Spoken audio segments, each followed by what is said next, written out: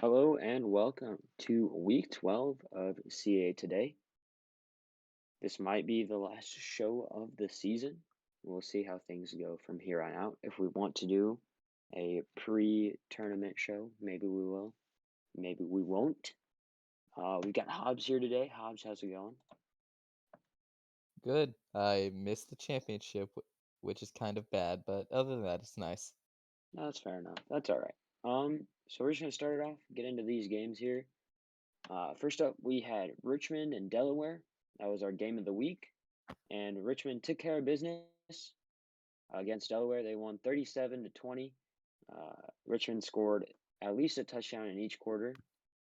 Had 16 in the second quarter. Delaware was held scoreless in the first and fourth quarters. Put 13 on in the second quarter, but 7 on in the third quarter. But not enough to beat Richmond, who will be going to the conference championship game with some momentum, a lot of it, in fact, and probably a top 15 ranking here as we head into things. Next up, we had Villanova and Duquesne, and boy, this game was close. Came super close to spoiling Villanova's conference championship game bid. The final score was 45-42. Duquesne held the lead 21-14. At the end of the first quarter, Villanova made it 24-21 in the second quarter. And then from there on out, it was 28-27 at the beginning of the third quarter in favor of Duquesne. And in the fourth quarter, Villanova put 18 points on the board. Duquesne only able to put up 14. And if I go through the game thread here, sorry about this, let's go back a little bit, see how this game ended. Looks like it was Villanova that scored a field goal to go up by 4, or to go up by 3. And it looks like Duquesne was not able to score in time.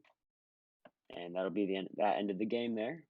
And so Villanova pulls away on a last drive field goal. Next up, we had William and Mary taking on VMI, and it was a game of touchdowns. There were 5 of them scored between the two teams, but William and Mary scored 3, and VMI scored 2. Final score was 21-14 in favor of William and Mary. Next up, we had James Madison and Delaware State. This game was over pretty early. In fact, it was 14-3 at halftime, and then from there it just got worse for Delaware State. The final score was 38-9. James Madison finishes the season 8-4. Delaware State back to 6-6 after a promising start to the season. Next game we have is Youngstown State versus Towson. Youngstown State needed help from Duquesne, almost got it, but failed. They still won the game though, 28-10. This game didn't reach the end, but was stopped by the deadline. But for Youngstown State, they came so close, but in the end failed to win that CAA North and make the conference championship game. We definitely will see them probably in the NIT, if I were to assume. So good season for Youngstown State. First season for Lopez. He'll obviously be joined by Lancer next season, and they will work together and hopefully restore Youngstown State back to glory. And then finally, we had Morgan State and Robert Morris this game. Had a couple delay of games, I believe, and Robert Morris lost 19-6. Morgan State, another one of those schools that will be opening up in the CAA, as well as Delaware and I believe William and Mary. So we've got a couple of openings in the CAA for those who are interested.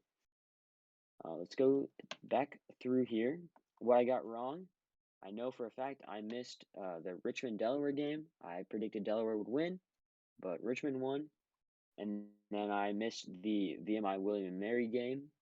And then I did not miss Morgan State Robert Morris. I got that one right. Let's keep going through here. A contender and pretender. So my week 12 pretender is actually the guest here on the podcast. How's it going? McNeese is my pretender. They struggled, in fact, after not making the conference championship game, being ranked so often this season. They weren't able to close it out at the end of the season. That's why they're my pretender. And for contender, I have to go with Southern.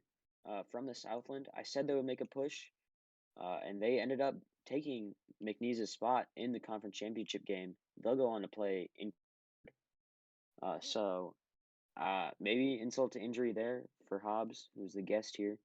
But who's your contender and pretender, Hobbs? To start off, Texas Southern got my spot, not Southern. Yeah, Texas Southern. Did I say Okay, Southern? I thought I meant yeah, yeah, Texas Southern. you just said Southern. But I'm gonna say so Texas Southern. I don't un first off, I don't understand why you have me as the, pretender now. You should have done it last week or the week before where I lost, but I beat a team this week and now I'm pretender? Yeah, and the reasoning for that is because, well, I was thinking like this is like a season recap, so I'm like overall who failed me like these last couple weeks, and it's definitely been McNeese. They had a chance to, I mean, basically seal up the conference championship game against Incarnate Word, and they lose two of their last three, I believe, if I'm not mistaken, and fall out of the championship game. So that's why you're my pretender. I know you won, but like If we're I don't know. looking back at the entire season, then I'm gonna go with Penn as the pretender because I thought they were gonna do better when they started being ranked out at 1, even though they still had a good season, but I stand by that opinion. And then contender, hmm, North Dakota State. Sarah's having her final season, and I really think her and Matt. I Matt, know, yeah, yeah, okay. There's a lot of Matts, so I always have to make sure it is Matt. But so yeah. I think she and Matt can end up getting very far in the playoffs, and as just a farewell tour, I guess. Yeah, that's a good take. And then next up here we've got biggest surprise of the season as we go through this season recap. And for me, it is the Carolina Football Conference leaders of the North and the South, Davidson at 10-2 and Charleston Southern at 11-1. And holy cow, what a season these two teams have had. The rest of the conference really lets them down. Obviously, they don't have the strongest of conferences, but for Charleston Southern and Davidson, it's been an incredible season and we'll see them both in the playoffs, and we'll see how they go from there. Charleston Southern was unbeaten for a while; they were up there. I think they got to 7 wins or 5 wins, one of the two. But and then they were taken out. So those were my two surprises of the season. What about you? Uh, two surprises. My first surprise is e that we have 2 undefeated teams. It's just I feel like Yeah, 1, yeah, that's still a surprise, but 2, those are some 2 good teams. And then my surprise is that I did so well in my first season. Whenever I lost week 1, I thought, "Wow, I'm gonna go winless." So I'm just proud of myself for getting 8 wins. yeah, it's good. I my first season I was 2-10, in fact, and so 8 wins is a big first season for you. Moving on, we've got the good old preview of the conference championship week. So I'll pull those games up real quick so we can talk about those. Um, Give me one sec. I know they're here somewhere. All right, there, odds makers. So first game, we've got the Delta Conference Championship game. Tennessee Tech taking on Jackson State. Jackson State is a 5-point favorite. The over/under is 57.5. I'm going to take Jackson State here. Obviously, they're undefeated, and I think they go into the playoffs as the undisputed number one seed, or might be disputed actually if Eastern Washington also wins. But we'll get into that later. Actually, I pick Jackson State, and I'm going to pick them to beat the spread. I think they'll win by a touchdown or two. I'm going to go under. I think it's going to be a low-scoring game. What about you? I would love to say I think Tennessee Tech will win because I love an upset, but it's not gonna happen. Jackson State's gonna win. I agree it's gonna be under, and I think it's gonna be a touchdown win by Jackson State, but it's not gonna be a high scoring game. So under. Fair enough. Next game, game two. We got Idaho State at Eastern Washington. I'm going to call this upset here. In fact, this is why I said Jackson State would be the undisputed one seed at 13-0. I think Eastern Washington falls on a last-second field goal by Idaho State. So I think Idaho State wins this one actually, and I think it's actually going to be over. I think this will be a high-scoring game between two very talented coaches in Tenney and Plaque there. As much as I hate to call an Eastern Washington loss, because Plaque is a Colts fan, I'm gonna have to call it here because I don't know. 12 seemed like a very, very high number for Plaque, and I'm surprised he got there, and I'm gonna call it ending this week. So I'm picking Idaho State plus 3. I'm gonna pick the over in this one.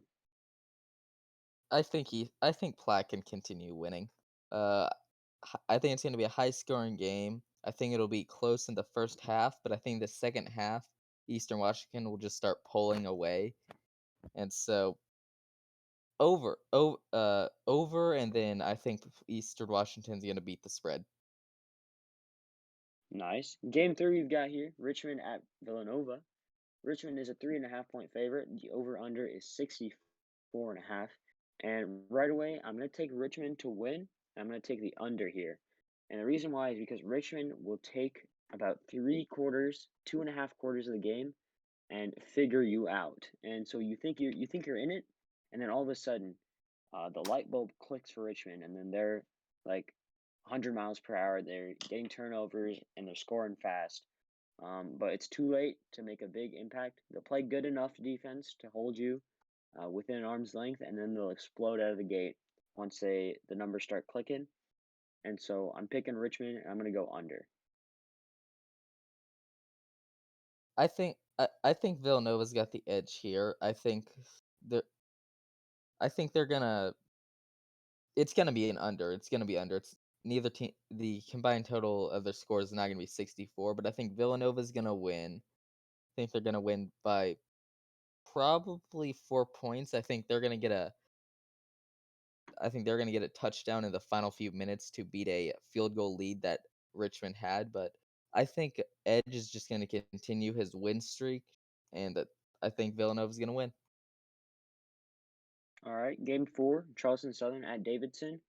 The spread is 0, so it's a pick 'em, and then over under is 54.5. I'm picking the over, and I'm gonna go Charleston Southern in this one. I just think Charleston Southern is a better team overall, and I think they pull out the win here in a high-scoring game. I think Charleston Southern is gonna also. I also think Charleston Southern is gonna win. I think it's gonna be over probably like a 40 to 30 or something game, and I think they're gonna beat the spread considering it's 0. So I think Charleston Southern's gonna pull out against this honestly hard game against Davidson. Fair enough. Next game here, Norfolk State at Marist. I'm picking Norfolk State. I've rocked with them every time they're on like the spreadsheet or on our script. I just like the way Norfolk State sounds. And so I'm picking them. The spread is 0.5, so it's basically a pick 'em. And the over under is 60. I'm going to go under. I'm going to pick Norfolk State over Marist. This is an easy under. My game against Norfolk State got a total of 25 points, so I think Norfolk State's gonna have an under game against Marist, but I think Norfolk State's gonna end up winning. I th- I think they're gonna seal up a surprise playoff bid that they honestly wouldn't be able to get at in an at-large situation, and I think Marist will probably be resorted to the bubble and possibly not make the playoffs. They might. I'm not sure where the committee's gonna see them end up, but I think Norfolk State's gonna beat the spread considering it's 0.5, and I think they're gonna win in a very low-scoring game. Nice. And then finally, game 6 of odds makers that we have a spread for is Fordham at New Hampshire.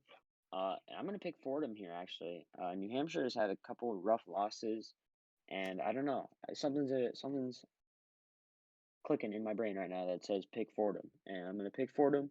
I'm going to pick the over. I think Fordham scores a lot in this one. I like your optimism, but you're wrong. New Hampshire's gonna win. Th- They're gonna score quickly and then just keep scoring. Fordham's not gonna be able to get into their groove until the second quarter or second half, and by that time it's just gonna be too late. I think it's gonna be over, and New Hampshire beats the spread. All right. That's a good take there. We'll go through the games that don't have spreads, which, first of which being looks like from the ASUN, it'll be Campbell taking on East Tennessee State or Sanford. I don't know how the breakdown goes. I don't know if you know either. Do you know by chance who Uh, won the ASUN? The ASUN championship? What? North Sorry. Alabama. North Alabama Yeah, it's has North Alabama. clinched. Okay, It's in nice. I think Tinny put it somewhere. Let me try and find that. It's in Uh, scores actually. oh. Jux has put it there. All of Oh, the sure enough. CCG Sure matchups. enough. Yeah. So North Yes. Alabama. I think that North Alabama will actually pull this one off because it's the FCS president playing in his final season as the FCS president. So he probably rigged it. So I'm gonna go North Alabama. I love Campbell. I think Campbell would probably win the if it was against anyone other than Baba. Baba has the plot arc here, and I think he's gonna be able to win and possibly gonna get very far into the playoffs in his last season as FCS president. It's just gonna be something fun to watch. Nice, nice. Next up, the ones that we haven't covered, Pin. is from the Missouri Valley. Oh, did we cover Ivy League? Oh, we didn't cover Ivy League. You're correct. Yeah. Penn at Columbia. I'm gonna go Penn. Penn made the national championship game last season, and I think they're a playoff team and they're built for the final stretch of the season. So give me Penn. I was really annoyed whenever in the game day game that Columbia ended up losing. But it was a close game. So I think in the second match it's also going to be a close game, and I think Columbia is going to win. This is completely biased against Penn, but I do think Columbia it's going to be a close game, and I think Columbia is going to edge them out. Nice. All right, now we go to the Missouri Valley, and in the Missouri Valley game, it is Western Illinois at North Dakota State. I'm going to pick North Dakota State. I think the general consensus is we're picking North Dakota State because of the coaching with Sarah and Matt. So I'm picking North Dakota State, and I'm picking them big. Western Illinois is going to get carried by the DC. Z-Man's gonna do nothing at all and possibly throw the game, and then in the final minute of the game, down 3 with, North Dakota State having the ball, the DC is gonna force a fumble that will end in a field goal to send it into overtime, and then the DC will come up big with a pick after Western Illinois already gets a field goal. Okay. Well, you got the game planned out. Uh, that's a story of a game there for the defensive coordinator. And then finally, from the Southland, we have Texas Southern at Incarnate Word. Kind of insult to injury to McNeese stay here, but I'm going to pick Texas Southern. I just think Incarnate Word is so volatile with their coach. He has good games, he has bad games, and so I'm picking Texas Southern. This is not insult to injury. I am choosing Texas Southern also under the sole fact that this is a new coach. Texas Southern, their coach played their first game last week, which I think in Mufus said he's going to try and scout them just so I would shut up. And I think he's going to try doing that, realize he can't, and Texas Southern is going to walk all over him because he's new, good, and then the new coach will end his season 6-0 and win the national championship. Hmm, that's a bold ask. Well, don't have listener questions, which is a first since like the first episode, and so I'll ask you a question from last week. What is your stance on mushrooms on pizza? I don't think they're as outrageous as pineapples, and I do think they belong if done correctly, but it's not something I'd wanna put on my pizza. Yeah, good. That's kind of where I went with it. I'll eat them if they're there. Like I won't take them off, but like, am I gonna order it that way? Probably not. Well, that'll wrap it up. Thanks for coming on a short episode to close out the season. Hopefully, we'll see you again soon, and make sure you watch the CAA championship game. Peace out.